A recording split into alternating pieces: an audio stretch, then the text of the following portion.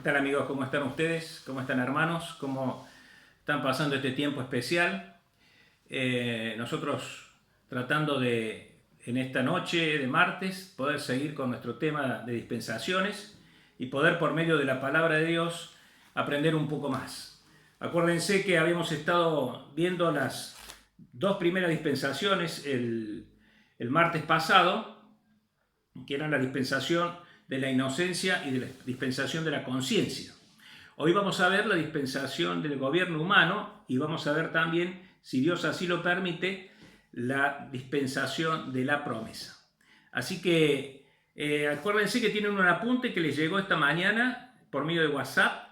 Sí, espero que lo hayan podido imprimir, si no también lo pueden abrir sin imprimirlo, pero si lo imprimen es mucho más práctico y el apunte está mucho más extenso de lo que nosotros vamos a poder hablar hoy en el video. Vamos a hacer un repaso general, esquemático como lo hacemos siempre. Así que si tienen alguna pregunta me la pasan por WhatsApp, acuérdense, en el WhatsApp personal mío ustedes me lo pasan, ha habido hermanos que han preguntado algunos temas, yo he podido contestárselo y si no por el correo electrónico también y tengo también material para poder mandarles así en forma digital. Bien, entonces vamos a hablar de esta dispensación que es la primera que vamos a ver, que es la tercera de la lista, que es la dispensación del gobierno humano, también llamada la responsabilidad civil. Esta es una dispensación especial que comienza después del diluvio. Acuérdense que nosotros dejamos en la última dispensación a Noé en el arca con esa dispensación terrible que termina con el diluvio y donde termina Dios con todos los hombres de la tierra y todos los animales de la tierra. Solamente se salva Noé, su familia y esos animales que Dios había dicho que Noé tenía que hacer entrar en el arca. Estuvo lloviendo 40 días y 40 noches, toda el agua cubrió la tierra, acuérdense de eso. Ya ha pasado más de un año y algo, y recién se ha podido asentar en Ararat el arca, y recién ahora le da a Dios, según lo que nos dice el capítulo 10 el capítulo 8 de Génesis, según ahí, recién entonces Dios le va a dar a Noé y a su familia la orden de que bajen del arca. Dice el versículo 14 del capítulo 8 que en el mes segundo, a los 27 días del mes, se secó la tierra. Entonces habló Dios a Noé diciendo: sal del arca tú y tu mujer y tus hijos y las mujeres de tus hijos contigo y todos los animales, etcétera, etcétera. Ahí hace pie nuevamente en la tierra Noé, después de un año de estar en el arca con todos los animales. 400 años dura esta dispensación aproximadamente. ¿Cómo se saca este cálculo? Por medio de la genealogía de Sem. Sem, acuérdense que fue el primer hijo de Noé. Noé tuvo 3 hijos: Sem, Cam y Jafet. El primer hijo es Sem. De la genealogía de Sem va a nacer Abraham, que después Abraham va a ser el que va a dar comienzo a la otra dispensación que sigue, que es la de la promesa. Esta dispensación con Noé es otra de las dispensaciones que Dios hace con el hombre, con la humanidad, con la raza. Noé es el representante que queda, es el nuevo representante de la raza en este mundo que no es creado de nuevo, pero es refundado, por así decirlo. Esta es una creación refundada. La base bíblica está en Génesis capítulo 8, versículo 15 hasta el capítulo 11, versículo 9. Léanlo ustedes. En el apunte tienen todas las bases para que lean. Es importante leer estos capítulos. El personaje central es Noé. ¿Cuál es la responsabilidad asignada? La autoridad de Noé y sus hijos sobre la tierra postdiluviana. Una tierra nueva y una naturaleza nueva. Miren, hay algunas características de esta naturaleza que son importantes para ver. Cuando se asienta Noé allí en la tierra, ya no es igual que antes la naturaleza. Hay una nueva naturaleza, una nueva biosfera que cubre el cielo. Hay distintos gases: el oxígeno, el hidrógeno, el ozono, tiene distintas características, no son como al principio. Ahora llueve, antes no llovía. Y fíjense que se van a dar las estaciones que antes no se daba, porque antes era todo como una especie de microclima que duraba para siempre. Ahora no. Y dice el versículo 22 del capítulo 8, dice: mientras la tierra permanezca no cesarán las sementeras y la siega, dice Dios, el frío y el calor, el verano y el invierno y el día y la noche. Es importante esto porque cambia Todo el biosistema cambió todo y el ecosistema también. Hay una nueva relación entre el hombre y los animales. Antes vivían en cierta armonía los hombres con los animales, el hombre con el animal, pero ahora el animal le va a tener miedo al hombre. Y hay también un cambio en la alimentación. Antes los animales eran herbívoros, ahora va a haber animales que van a ser carnívoros y animales que van a ser herbívoros. Y el hombre va a tener una modalidad omnívora en su alimentación, o sea que va a poder comer vegetales y también carne. Y también va a haber un acortamiento significativo de la expectativa de vida del hombre. El hombre va a vivir de promedio más o menos 120 años, como era lo que Dios había manifestado antes del diluvio de acuerdo a su voluntad. Así que fíjense qué interesante es esto. Esta es la nueva dispensación, donde el hombre tenía que, por medio de Noé, gobernar de acuerdo a las leyes de Dios. Y comienza en esta responsabilidad postdiluviana esta dispensación. Pero Dios va a dar algunos indicios de leyes para que el hombre comience a gobernarse con esa autoridad delegada de Dios. El hombre gobernando al hombre, pero con la autoridad delegada de Dios. Una de esas leyes es una ley que es para preservar la vida. Dice el capítulo 9, dice el versículo 6, el que derramare sangre de hombre, por el hombre su sangre será derramada. Fíjense, la pena de muerte a aquel que derramare sangre humana. Porque a imagen de Dios es hecho el hombre. Comenzamos a ver que hay algunas leyes. Bueno, tenía todo para ser feliz nuevamente el hombre, para estar bajo el dominio de Dios, pero los 3 hijos de Noé comienzan a multiplicarse y comienzan a llenar la tierra nuevamente y nuevamente se desvían de los principios de Dios. Nosotros vamos a ver el fracaso del hombre porque nuevamente el hombre quiere hacer lo que se le da la gana. Y entonces un día dice, vamos a ser grandes como Dios y vamos a hacernos una torre. Los descendientes de Can habían fundado una ciudad que se llamaba Babel. Y ahí se les ocurre hacer una torre para llegar al cielo, para estar igual en las mismas alturas que Dios. Vieron que el hombre siempre quiere tener la misma posición de Dios. El hombre se quiere igualar con Dios. Y resulta que no lo pueden hacer por lógica. Dios castiga al hombre. ¿Qué hace Dios? Les confunde las lenguas y aparecen los idiomas. Y aparece la dispersión de las 3 generaciones, o de la generación de los 3 hijos de Noé por todo el mundo. Y dentro de esa dispersión está la dispersión de su hijo Sem, que va a estar ahí en la zona de la Mesopotamia, y de ahí van a ser un descendiente que se va a llamar Abraham, que va a dar lugar a la cuarta dispensación, que es la dispensación de la promesa. Es interesante también tener en cuenta que en esta dispensación hay cambios sociales importantes. Se establece, como decíamos, algunos principios legislativos. La dispersión de Babel produce que haya cambios socioculturales en distintos lugares. Se forman y se fundan distintas ciudades, distintos reinos, distintas civilizaciones. Aparece la civilización egipcia, la sumeria, la fenicia, la siria. Son aquellas nuevas civilizaciones con nuevas culturas, con unas nuevas religiones en contra de los designios de Dios, idolatría. Empieza el hombre a adorar ídolos de barro, ídolos de piedra que no escuchan ni hablan, pero lo mismo se inclina hacia ellos, hace sacrificios que están totalmente en contra de los designios de Dios y se va degradando cada vez más el hombre. También aparecen las desigualdades sociales y el poder económico. Hay un descendiente de Can también que se llama Nimrod, que dice que fue el primer poderoso de la tierra. Y así va cambiando todo hasta que Dios dice basta. Y encuentra en una ciudad de Caldea, en la Mesopotamia, a un hombre que se llama Abraham. Y lo llama.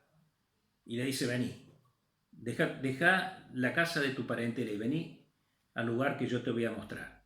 Y ese hombre es Abraham. Y ahí comienza otra dispensación, que es la dispensación de la promesa. Tenemos que ir un poco rápido porque no nos da, pero ustedes tienen todos los apuntes, tienen todo bastante desarrollado. Allí está Abraham, en la nueva dispensación de la promesa.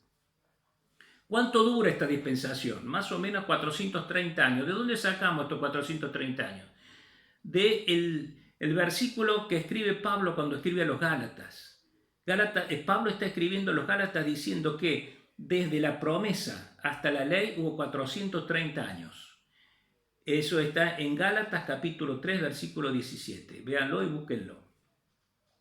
Pero hay otros versículos más que nos hablan y están en el apunte de estos 430 años.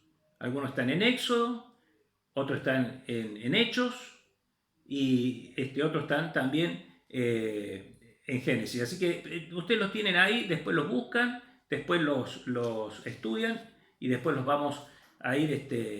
Yo les voy a hacer algunas preguntitas que se los voy a pasar por WhatsApp para que después podamos contestarlas. No podemos extendernos mucho ahora por el tiempo. La base bíblica está en Génesis capítulo 11, versículo 10, al Éxodo capítulo 18, versículo 27, porque esta dispensación termina en el monte Sinaí.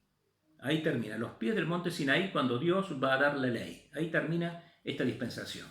El personaje central es Abraham, pero también es un personaje muy importante Jacob, su nieto, y también Moisés, que va a ser después el que va a llevar a la libertad al pueblo de Israel.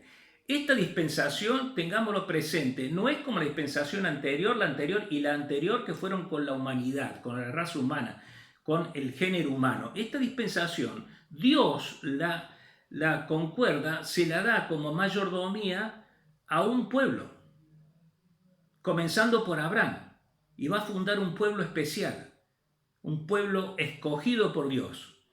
Ya no va a tratar más Dios con la humanidad, va a tratar con un pueblo escogido.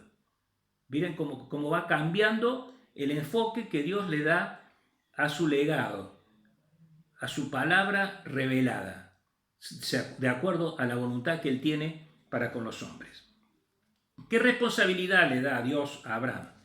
Le da una responsabilidad que está basada en la fe puesta en Dios y en las promesas que Dios le da a Abraham. Sobre todo que un día le iba a dar una tierra especial, una tierra prometida. Pero fíjense qué interesante, porque hay varios aspectos dentro de esa promesa, porque Dios hace un pacto con Abraham. Y es un pacto muy especial. Y dentro de la promesa es una promesa muy extensa, que tiene que ver con la tierra, pero también tiene que ver con otras cosas, que es interesante que nosotros podamos verla. Dios le promete a Abraham, podemos, si ustedes quieren, podemos ir a la Escritura. Génesis capítulo 11. Vamos a buscar en Génesis capítulo 11, cuando Dios llama a Abraham. Si nosotros empezamos a leer el versículo 27, vamos a encontrar los descendientes de Tare y ahí vamos a llegar a Abraham allí en Ur de los caldeos. Pero después del capítulo 12, versículo 1 dice, pero Jehová había dicho a Abraham, vete de tu tierra, de tu parentela y de la casa de tu padre, la tierra que te mostraré. Y mire la promesa, y haré de ti una nación grande y te bendeciré, engrandeceré tu nombre y serás bendición. Bendeciré a los que te bendijeren y a los que te maldijeren, maldeciré y serás bendita en ti todas las familias de la tierra. Más adelante dice, en tu simiente será bendita todas las naciones. Esta dispensación de la promesa es importante porque esta promesa tiene varias características que se cumplen todas, porque las promesas de Dios siempre se cumplen. Y todavía estas promesas están vigentes, fíjense. La dispensación terminó, pero las promesas están vigentes. Porque Dios hace un pacto con Abraham que todavía está vigente. Es interesante que lo tengamos presente, anótelo ahí en su cuaderno. El pacto con Abraham y las promesas con Abraham todavía están vigentes, anótelo, porque es importante. Le dijo que iba a tener una nación grande, y así fue. Todavía la nación, el pueblo de Israel es una nación grande, es una de las más grandes del mundo. Forma parte del grupo de los 6, de los más poderosos del mundo. Dijo que su nombre iba a ser engrandecido. Miren, las 3/4 partes del mundo basan su fe y su religión en descendientes de Abraham. El Islam, que es la más grande de todas las religiones, en Ismael, descendiente de Abraham. Y en Abraham lo toman como su padre. El judaísmo igual, el cristianismo lo mismo. Fíjense si no fue engrandecido el nombre. Dice, los que te bendijeren serán benditos y los que te maldijeren serán malditos. Siempre en la historia pasó que las naciones que se pusieron en contra de Israel perdieron. Dios tuvo un castigo especial para ellos y lo va a tener en el final de los siglos, cuando veamos la escatología, cuando veamos la dispensación del reino, vamos a ver que las naciones que tuvieron en contra de Israel después de la gran tribulación van a ser juzgadas, va a ser el juicio de las naciones por estar en contra de su pueblo, que su pueblo sigue siendo el pueblo de Israel. Después dice que en su simiente serán benditas todas las naciones, y así fue. En la simiente de Abraham, por medio de la genealogía de su hijo Judá, iban a ser, ¿quién? El Señor Jesús. Y en él iban a ser benditas todas las naciones. Y ahí nace la iglesia. Y ahí somos benditos todos aquellos que hemos creído en el Señor Jesucristo como nuestro Salvador. Y después le prometió la tierra de Canaán. Y se la dio para que ellos pudieran vivir ahí. Y bueno, hubo algunas peripecias que vamos a ver por qué fracasa esta dispensación. Como decíamos, dentro de los personajes centrales está Abraham, está Isaac, su hijo. Abraham tiene dos hijos. Uno es Ismael, que va a dar lugar a los ismaelitas. Ese es un hijo que tiene, Pablo lo llama el hijo de la carne. Lo tiene con su sierva, con Agar. Pero está el hijo de la promesa, que es Isaac. Y del hijo de la promesa Isaac va a venir justamente la genealogía esa que va a ser tan grande, que va a ser más grande que las estrellas de los cielos y la arena del mar, como el Señor se lo dijo. De ahí va a salir Isaac. Isaac va a tener también dos hijos. Uno que va a ser Esaú y otro que va a ser Jacob. Esaú vende su primogenitura, es el mayor, pero son mellizos, pero primero nace Esaú. Pero vende su primogenitura por un plato de lentejas. Porque Esaú no tuvo en mucho su primogenitura, no tuvo en mucho la bendición de Dios de ser el primogénito. Y por un plato de lentejas lo vendió. Porque era una persona carnal, que no le interesaban las cosas del Señor. Que la carne no nos impida tener las bendiciones del Señor, hermanos. Cuidémonos. No seamos como Esaú. Y está Jacob. Que Jacob también tenía lo suyo. Lo engaña a su padre, también con la complicidad de su mamá. Y recibe también, no solamente la primogenitura vendiéndole en forma no del todo correcta a su hermano, comprándole a su hermano la primogenitura, sino que también lo engaña a su padre y obtiene la bendición. Tiene que huir de allí, tiene que huir a la Mesopotamia. Bueno, allí la historia es muy hermosa, tenemos todos el libro de Génesis para leerlo, donde está la historia de Jacob, cómo Jacob se encuentra, tiene una visión maravillosa donde Dios le reafirma la promesa que había hecho con su abuelo Abraham, allí en Betel. Después tiene que seguir huyendo y va a llegar un momento que va a pelear con Dios, allí en Peniel, porque era así Jacob, era terrible, no lo soltaba al ángel de Dios hasta que le diera una bendición. Y bueno, después Jacob tiene 12 hijos, nosotros ya conocemos la historia, y los hijos después lo engañan a él como él engañó a su padre, pero de la forma más cruel lo engañan. Le tienen mucho celo al penúltimo de ellos, que es José, y entonces un día, mientras están en el campo, toman a José y se lo venden a unos mercaderes que pasaban por ahí. Y toman la túnica que su padre le había regalado a José, la manchan con sangre de un animal y se la presentan a su padre diciendo que había sido despedazado por las fieras del campo. Su padre tiene un dolor terrible que nunca lo puede superar. Y ellos quedan con ese cargo de conciencia. José es vendido a Egipto, allí lo compra un noble de la corte de Faraón y lo lleva a su casa y lo pone como mayordomo de su casa. Como José era una persona íntegra que creía en Dios, prospera la casa de este noble que se llamaba Potifar, pero de aquí que la mujer de Potifar se enamora de José y quiere tener relaciones con él, y José le dice que no puede pecar contra Dios ni contra tampoco su Señor, que había puesto su confianza en él. Y entonces la mujer, lo acusa falsamente y es puesto preso José, y allí en la cárcel conoce a un copero y a un panadero del faraón. Ellos salen después en libertad. José les adivina un sueño que ellos habían tenido. En ese sueño decía que el copero iba a sobrevivir, y así fue. Y un día el faraón, acuérdense, esto hay que leerlo porque es maravilloso, yo se lo estoy contando así a muy largo, muy grandes rasgos. Un día el faraón sueña que 7 vacas, ve siete vacas que son gordas y aparecen 7 vacas flacas y se comen las 7 vacas gordas. Y no sabe de qué se trata, está angustiado. Y entonces cuando comenta esto con su copero dice, había en la cárcel alguien que yo le dije que si las cosas me salían como él me decía, yo le iba a decir a usted y me olvidé. Y hay en la cárcel alguien que se lo puede adivinar este sueño. Lo llaman a José. José adivina el sueño. José dice, lo interpreta, no lo adivina, sino que lo interpreta. Y dice José, mire, las 7 vacas flacas son 7 años de sequía. Primero va a haber 7 años de abundancia, pero la sequía va a ser muy grande. Va a haber que ahorrar para que podamos soportar la sequía. Y entonces lo convence a Faraón y Faraón ve en José una persona muy sabia y lo pone como gobernador. Después de él era el que más. Después de Faraón mandaba a José. Mientras tanto, allí en la tierra de Canaán está Jacob con sus hijos, con sus 11 hijos, porque había nacido uno más chico que José. Y bueno, sigue la historia, ustedes seguramente la conocen, ellos van a Egipto, allí se encuentran con José, José los reconoce, les perdona la ofensa que le habían hecho, todo el mal que le habían hecho, todo el sufrimiento, como debe hacer el cristiano. Perdonar a sus hermanos, no importa lo mal que nos hayan hecho, tenemos que saber perdonar. ¿Cuántas veces? 70 veces 7, decía el Señor. Todo lo que haga falta, siempre hay que perdonar. Siempre hay que orar por nuestros hermanos. No importa que nos hayan hecho mal, incluso por aquellos que no son nuestros hermanos, también hay que orar. Siempre hay que perdonar. El cristiano tiene que tener eso en el corazón, perdonar, porque el Señor nos perdonó.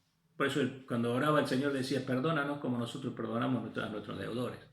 Y José los perdona.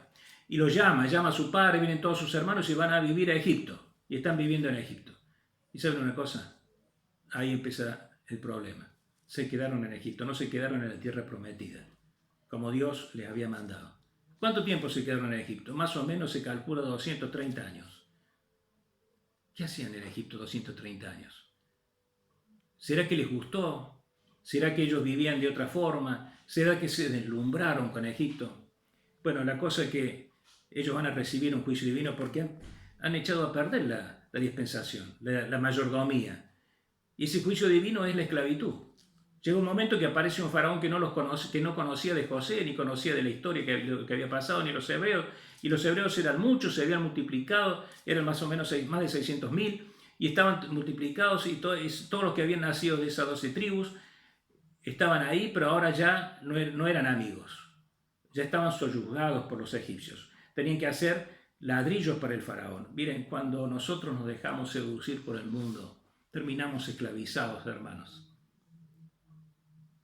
Sí, a veces desestimamos las promesas de Dios y terminamos esclavizados.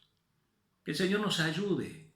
Estamos en un tiempo especial ahora, donde empezamos a revalorizar cosas que antes no valorizábamos y a darnos cuenta que algunas cosas que valorizábamos no tienen valor.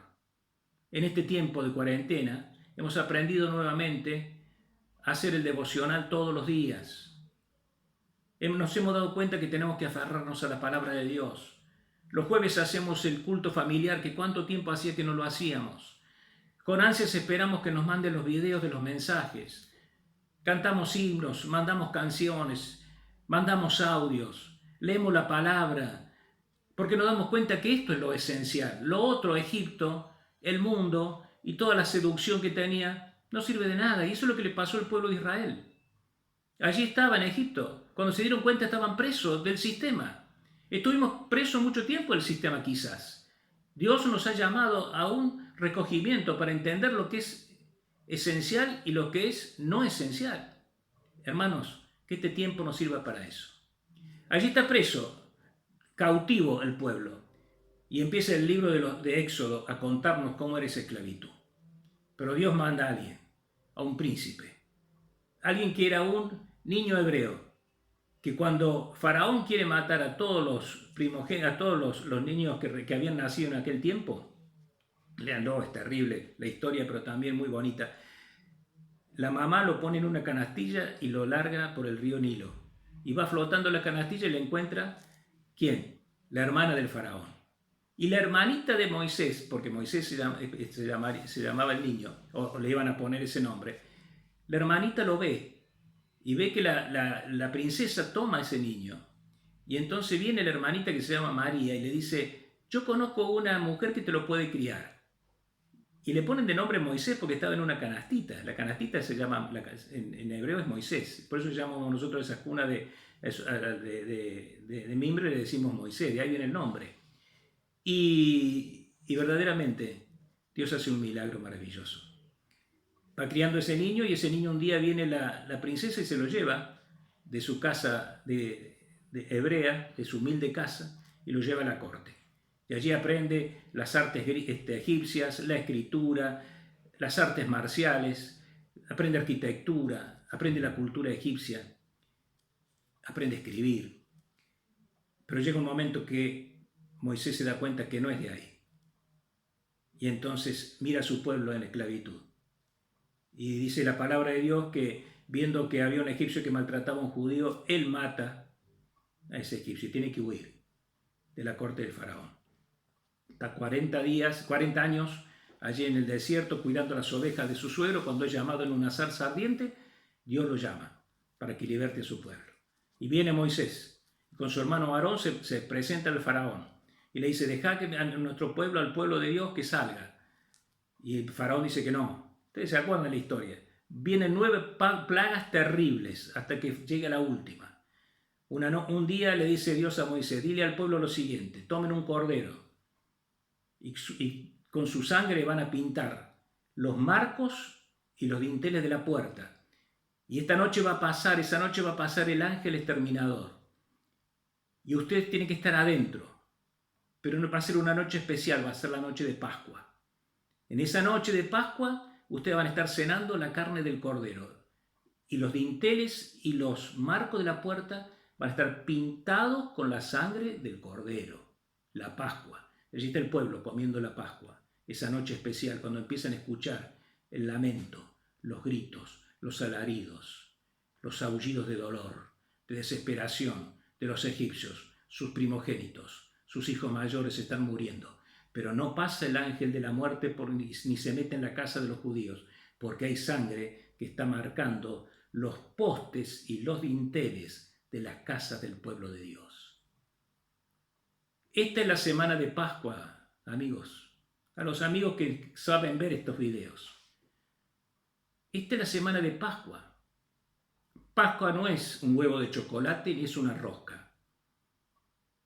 Pascua es Cristo crucificado en la cruz del Calvario derramando su sangre.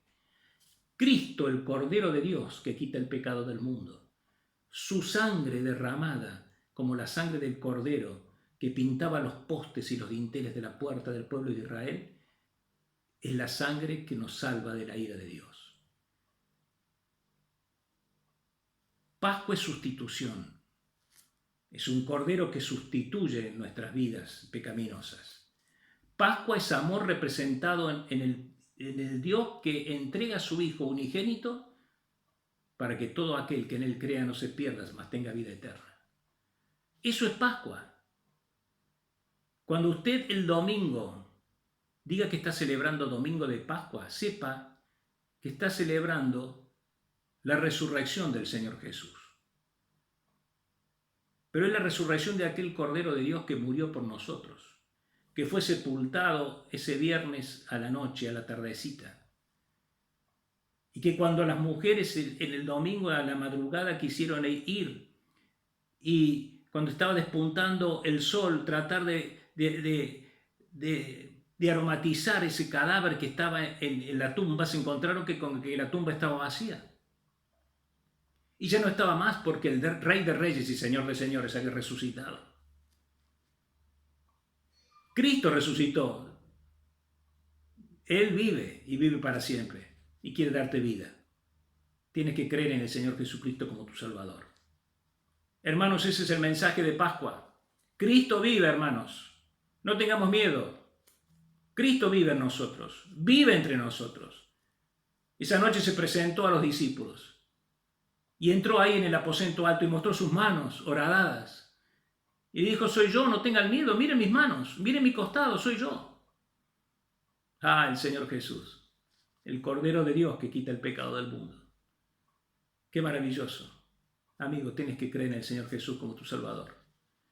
El pueblo de Israel sale en esa noche terrible. Sale, juntan todas sus cosas, comienzan a caminar y Egipto no lo puede creer. Y los más de 600.000 personas comienzan, sin contar las mujeres y los niños, en un éxodo hacia el desierto. Y se van y abandonan Egipto, pero Dios va con ellos. Como Dios va con nosotros, hermanos. No importa las pestes, no importa las pandemias. Y es más, te digo, si me tocara morir por el coronavirus, no me importa, porque sé que la sangre preciosa del Señor Jesucristo me ha dado vida eterna. Y un día me voy a juntar con Él y con aquellos que me hayan precedido. Y esta es nuestra esperanza, porque Cristo es vida y es vida eterna, porque Él resucitó y nosotros vamos a resucitar con Él. Qué maravilloso. Y allá va el pueblo de Israel. Y tenemos mucho para contar también. Pero llega un momento que llegan a la cumbre, a los pies del monte Sinaí. Y en el monte Sinaí, en la cumbre, está Dios esperándoles para darles la ley. Pero ese es motivo de la próxima dispensación, que la vamos a ver si Dios quiere en junio. A lo mejor ya estamos todos juntos nuevamente, como iglesia, reunidos. Hermanos, que el Señor nos bendiga. Aferrémonos a la cruz de Cristo. Aferrémonos en esta Pascua a pensar y a recordar que la sangre preciosa del Cordero de Dios nos salvó, nos libró, rompió nuestras cadenas, nos libertó y nos dio esperanza porque resucitó. Y con Él vamos a resucitar nosotros también. Él nos da fuerza para seguir adelante. Que el Señor nos bendiga.